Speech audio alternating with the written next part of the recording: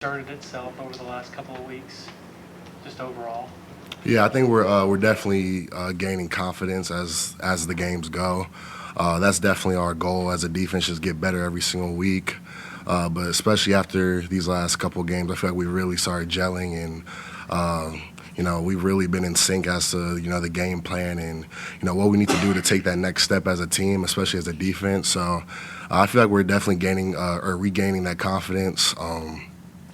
Just especially after these last couple of games and how we've been playing and creating turnovers and just affecting the teams that we play. But yeah, I would say we're definitely getting better as a defense. Do you think it took that Florida State game to get your guys' full attention and sort of for that moment to really bring everything together? I wouldn't say that specific game really did it. I think we've known what we've been capable of. It's been on us as players and to really just put it together and execute whatever play call that coach calls. So I don't think that game really sparked anything. But I think we've always known what we're capable of as a defense, and it's really just starting to come to fruition what we can do and the limits that we can achieve.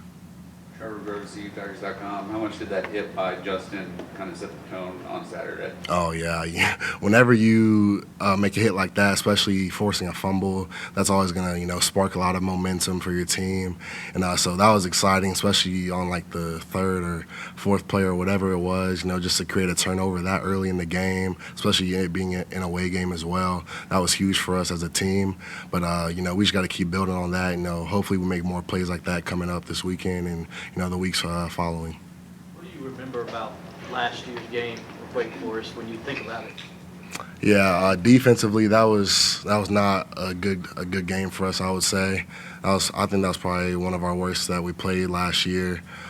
So we have to just rewatch that film and see what we did wrong as a defense, as a team, and just not make those same mistakes this Saturday against them. Because Wake Forest, they're a well-coached team. They have a lot of good players, so we can't allow them to gain any momentum and anything like that. So we just have to correct the mistakes from last year and just play Clemson defense. We should be fine. How much did y'all grow from that game? I think we grew a lot, and I think for us, we had a lot of young guys that had to play in that game, so that gave them some really good experience and really taught them what level it takes to play at a high level. I think we learned a lot from that game watching the film. In the film that you've watched on them so far from this season, just how different are they now that they have a different quarterback? How do you guys have to compare a little bit differently? Yeah. They're not much different. Obviously, Sam Hartman and their quarterback now, two different players, two different guys. But it's not much. Really, not much has changed from last year. As long as we do what we're capable of doing, as long as we execute the play calls that are called, we should be fine going into this weekend. But it's not much that's changed from last year going into this year. So as long as we execute, we should be fine. How much does that slow mesh, how much of a challenge does that present for you in the linebackers? Yeah, it definitely requires a lot of patience, just because you never know if he's going to hand it off or if he's going to pull it and throw it. So it's definitely going to take a lot of eye discipline as well. But the main thing with that is just staying patient and just reading it and just reading our keys. And if he does hand it off, fitting our gap, and if he does throw it, just being where we're supposed to be on that. But it requires a lot of patience and eye discipline. Back at home, don't have a lot of opportunities to play at home in this coming month, and your last trip out was a loss. What's it like to sit on a loss at home, and how hungry are you guys to rectify that and get a win? Yeah, it's definitely disappointing. You never want to lose a game, but especially losing at home. So we're just looking forward to the opportunity just to get back out there in front of our fans and getting us a win getting us a win in the win column. So I was definitely disappointing whenever you lose a game, especially being at home. But we're just looking forward to just going out Saturday and just playing, having fun, and just playing free at the end of the day. So hopefully we end up with a win, but we just gotta dominate and just do what we're capable of doing. You had a sack in the TFL up at Syracuse.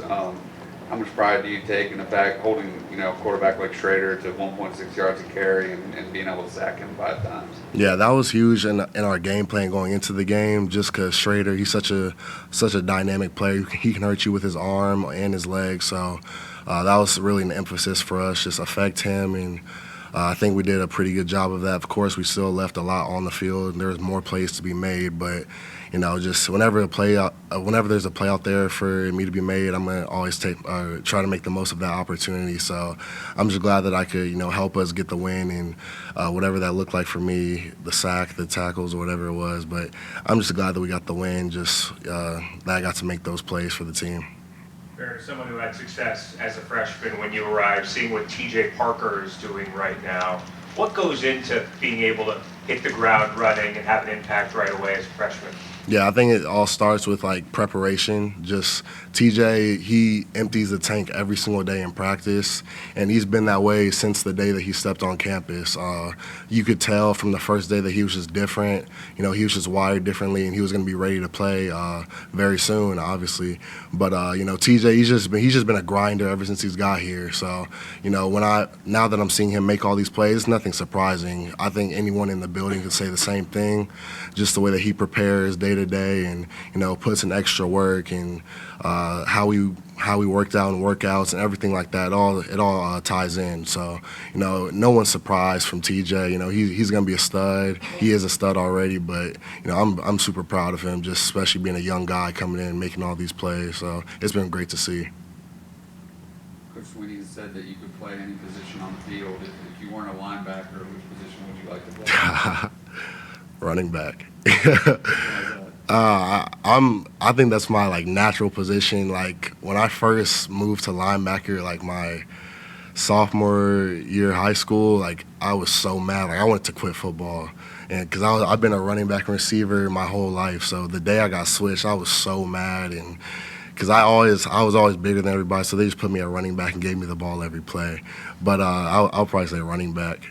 From that experience, do you feel like that gives you some good insight into defending running backs? Yeah, for sure. It gives me a lot of insight just because I know how running backs think, especially when they have a defender approaching them, and especially in pass pro. I've never really heard of a running back who enjoys blocking a full speed blitzing linebacker. So I just kind of always keep that in the back of my head whenever I'm blitzing or whenever I'm about to make a tackle. Just kind of know what to expect maybe. So we had a linebacker who he played baseball and football, but he decided to go baseball full time. So that they had a spot open up at linebacker, and they saw me as that guy who could play it. So they switched me to linebacker, and thankfully I got my first offer the next day or something. So it was just crazy how it all worked out. But yeah, that's how they switched me to linebacker. Has there been any difference to having Coach Khan on the sideline compared to up in the booth, just from the overall defense?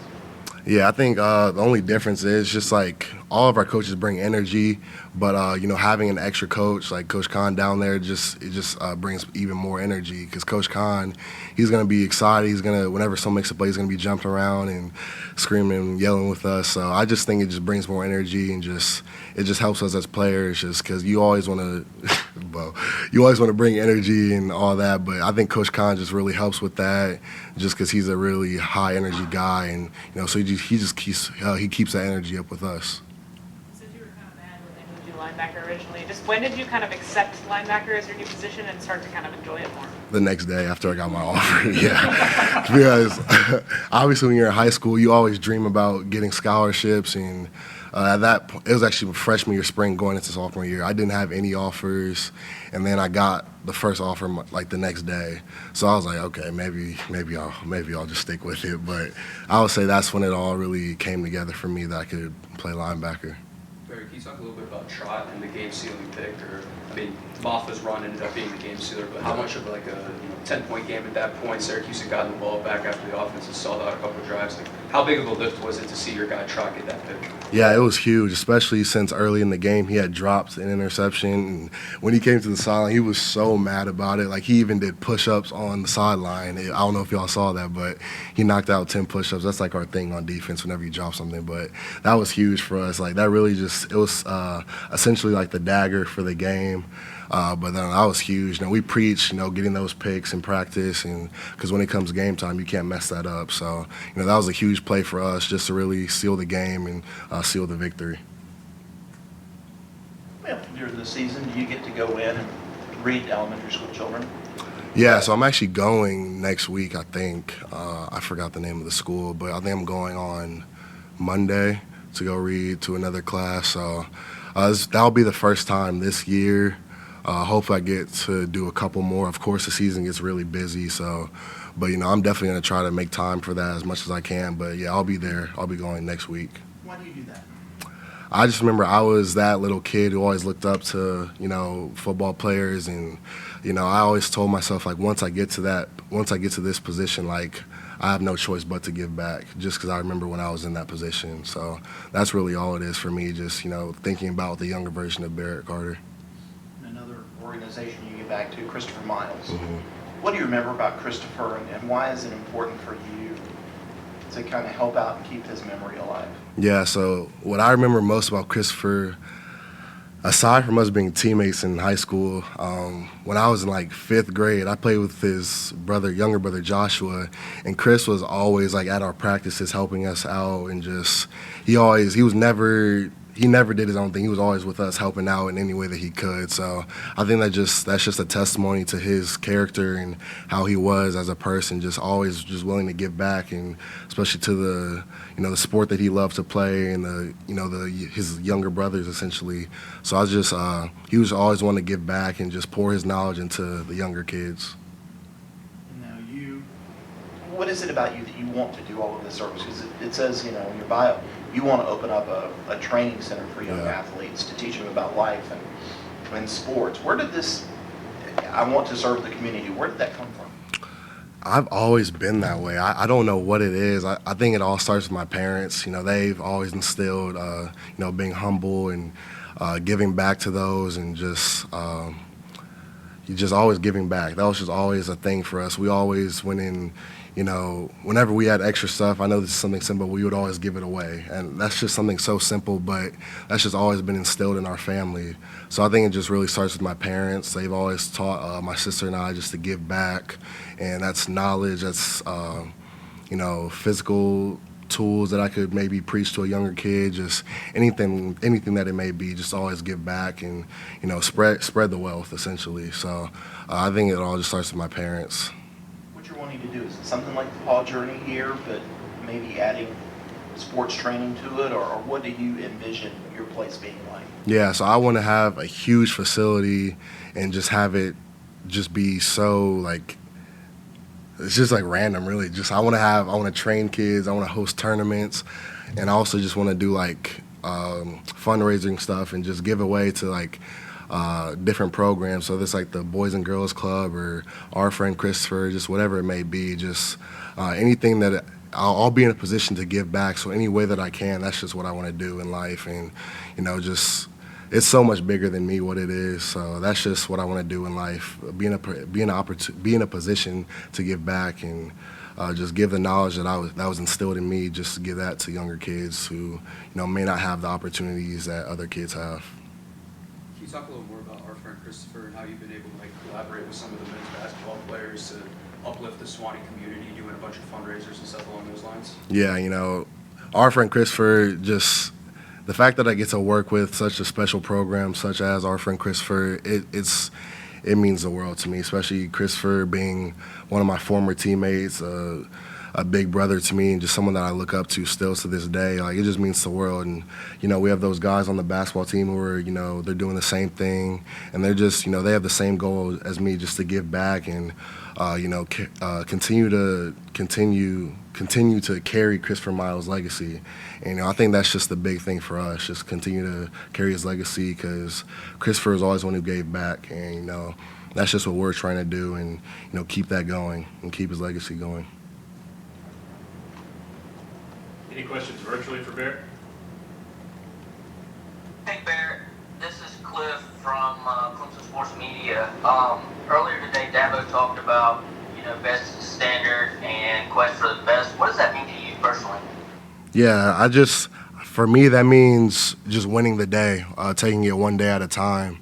You get so overwhelmed sometimes. You always want to look forward to maybe what's to come in the next coming weeks or tomorrow even. So I think for me, that's just winning the day and, giving your all every single day. And I think if you do that every single day and only worrying about, where your feet are, you'll have won the day and you'll be on a quest for best. And, eventually best will be the standard. And so I think that's just what it means to me, just winning the day every single day, not looking too far ahead and just, being where your feet are and just not getting overwhelmed by what's to come or dwelling on what's already happened. Anybody else for Bear? Thanks, man. Thank you.